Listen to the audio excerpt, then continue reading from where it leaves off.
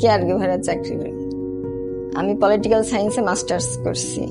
তারপরে অনেক জব খুঁজে যখন অন্য কোনো জব হয়নি, তারপর ভাবলাম যে এটা তো সেবার জব, এটাই করি। খাওয়ার সময় একটু আগে ও আমার এক্সারসাইজ করে দিল। উনি যেটা করতে পারতেছে না সেটা আমাদের হেল্পের মাধ্যমে করতেছে, এটা তো আমাদের ভালো।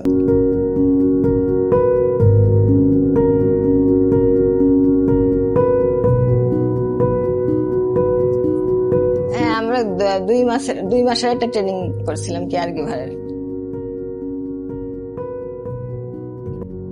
অনেকে আছে যে ট্রেনিং পায় নাই, প্রেশার মাপতেই জানে না, তাহলে তো প্রেশার দেখতে পারবে না একটা পেশেন্টের। তারা যে কাজগুলো ট্রেনিং না হলে সেগুলো তারপর একজন পেশেন্টকে এই বয়সে একজনরা বাচ্চাদের মতো হয়ে যায়, তাদের তো ঠিক মতো উঠানো বসানো না করতে পারলে তো সেখানে বিপদ হয়ে যাবে।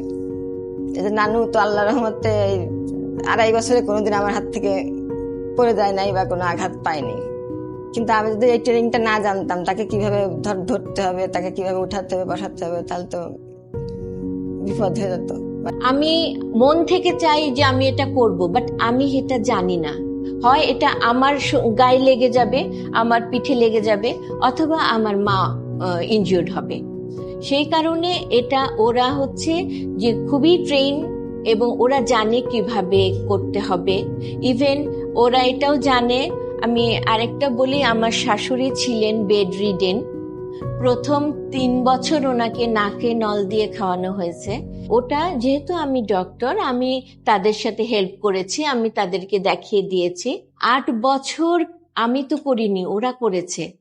আমার শাশুড়ির একটা হাড্ডিতে কোনো হয়নি, একটা চামড়াতে কোনো কালো দাগ পড়েনি। কিন্তু এটা যদি অন্য কেউ হতো, আমি করতে চাইতাম বা আমার হাজবেন্ড তার মায়ের জন্য করতে যেত, ইনফেরিবলি কিছু একটা হতো, কারণ আমি জানি না কিভাবে করতে হয়। কিন্তু ওরা জানে সেটা। ওরা ভালো কাজ করলে আমি থ্যাংক ইউ দিই সব সময়। রূপা এতদিন আছে, তার নিজের গুণেই আছে। আমার কাছে এখন একা থাকাটা কিছুই মনে হয় না, কারণ ও আছে। আমার কাছে এটাকে আমি সম্মানীয় ভাবে দেখি। তারপর পাশাপাশি আমি আমার জীবিকা নির্বাহের জন্য যে অর্থ পাচ্ছি, সেটাও তো আমার উপকার হচ্ছে। আমি একদম বসে থাকার চেয়ে তো এটা কিছু করে ইনকাম করতেছি। আমাকে কেউ হেল্প না করলে আমি নিজে নিজে চলতে পারবো এখন এই দিয়ে, ইনকাম দিয়ে। আর যদি মনে করতাম যে না আমি মাস্টার্স পাস করে কেন এসব করব, তাহলে তো আমার একদম বসে থাকতে হতো। তাহলে এই পেশায় যদি কেউ আসতে চায়, তাকে অনেক ধৈর্য, সহনশীল এবং সেবার মন থাকতে হবে।